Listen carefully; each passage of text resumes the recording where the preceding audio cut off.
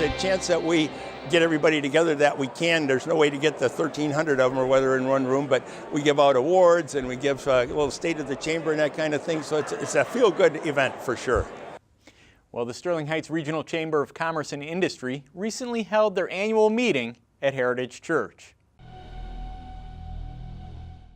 Reports from several of the committees were given to members, including the new YoPros, which hopes to recruit more millennials to the chamber. The chamber, which is one of the largest in the state, is always looking to recruit new members, with membership being one of the chamber's strengths. I can't take any credit personally, but it's had a long line of almost, I think it's 55 years we've been in business serving our members and would-be members and certainly the communities that we do business in, which is pretty much all of Macomb County. A few of the members were recognized with awards. Mike Weiss won Ambassador of the Year. Kathy Bartz and Dawn McGreddy were recognized for service. R.J. Helguero was honored as Bragg Member of the Year, and First State Bank won for Best Place to Work. This was the final annual meeting hosted by Wayne Umke, who will retire in May. But yeah, I'm looking forward to retirement. It's my second career. Some would remember I did almost 50 years of newspapers and I've been with the Chamber 8 years, 13 years as a volunteer and 8 years in this position. But I'm looking forward to whatever life has to offer next, which will including be marriage. So we've got a lot going on. Hope Crossing Community Church recently held an open house hosted by the Chamber. The non-denominational church located at 16 Mile and Dodge Park used the event as an opportunity to share what makes Hope Crossing special, as Pastor T.J. Witherall explains. You know, I really think that we're a smaller congregation, and so we're able to just kind of, build into people's lives and help them get connected a little easier than a bigger church. Sometimes in a bigger church, you get lost in the crowd, and those churches do really well, and I'm not saying anything against those churches, but just in this congregation, because we're smaller, we're able to tend to the needs of individuals a little easier because of that. So I think that's one of the ways. But we also have a great children's program, Hope Crossing Kids, that we really want to be multi-generational. So we really want to invest into our kids, and we believe that kids are the future. And so today's youth are tomorrow's church. Our church is focused on reaching out to the community, getting people involved in the community. We're focused on being multi-generational. We want to be a place that persons of any age can come and be a part, and are designing ministries and have ministries that help people to connect with those things. The celebration coincided with the one-year anniversary of the church joining the Chamber, and to symbolize this, they held an honorary ribbon cut. Some local leaders were in attendance and offered their thoughts on Hope Crossing Community Church. Well, very excited to be here to represent the city. This is a great time for Hope Crossing, and they're rebranding today. I think that this will help them move forward in a positive way, spreading the word of God.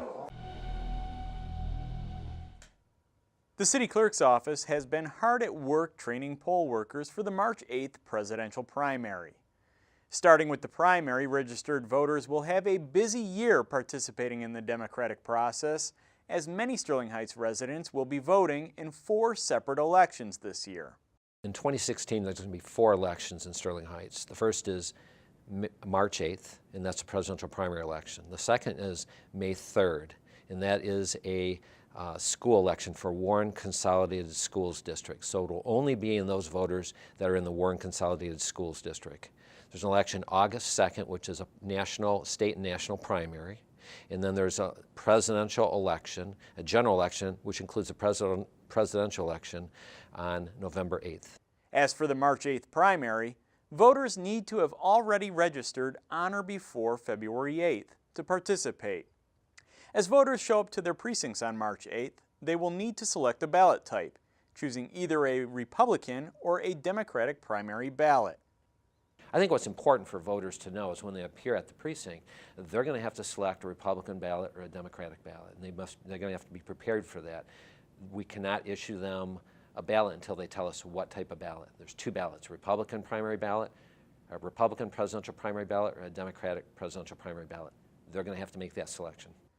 Residents may be surprised to find the names on the ballots of candidates that have already dropped out of the race. The names on the ballots have already been set by the state of Michigan, so the ballots have been printed. If a candidate were to drop out, their name is still going to appear on the ballot, and a voter could potentially still vote for a candidate who has dropped out of the race. How the parties handle that and how the state handles it is really up to them to decide.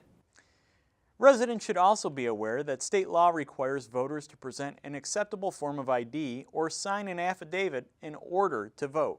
Driver's license, state personal ID, if you have a passport, a college or high school identification card, or a tribal identification card, all with photo ID, those are acceptable forms of ID. However, if you appear at the precinct and you're not in possession of a acceptable form of picture ID, you have to basically sign an affidavit on the back of the application to vote stating that you're not in possession of an acceptable form of ID. And then you'll be allowed to receive a ballot and you'll be able to vote that ballot. The Sterling Heights Featured Artist Program returned to City Hall and the library, displaying the works of talented local artists. Ken Pilarski, an acrylic painter, was honored for the third time as a featured artist. Ken first got introduced to the medium by his wife. I bought the starter kit for my wife. She took some lessons in high school, and she just never got around to doing it, so I picked it up one day and thought I'd give it a try. Found out I really enjoyed it, and I watched all of the painting shows on TV and got my inspiration from a guy named Jerry Yarnell, and just kept watching. He's a good teacher. With a variety of subject matter in his work, Ken explained what he looks for when he begins a project. It's, number one is color. That attracts me right away. The pictures are all pictures of pictures. They're from calendars, Christmas cards, and all that kind of thing that people send to me. And there's something that'll just catch my eye and I'll try it. As someone who started later in life, Ken feels an important trait in art is passion. And I think that's what all of the painters going way back to. They're pretty passionate people. I mean, a guy cut off his ear because he didn't like the way it looked in his picture. Another guy laid on his back for God knows how many years painting that ceiling. So, as I say, they're very dedicated, passionate people. And finally today, a well-known Sterling Heights property has recently gone through some major changes. Sunnybrook Golf and Bowl recently was demolished to make way for a new industrial park.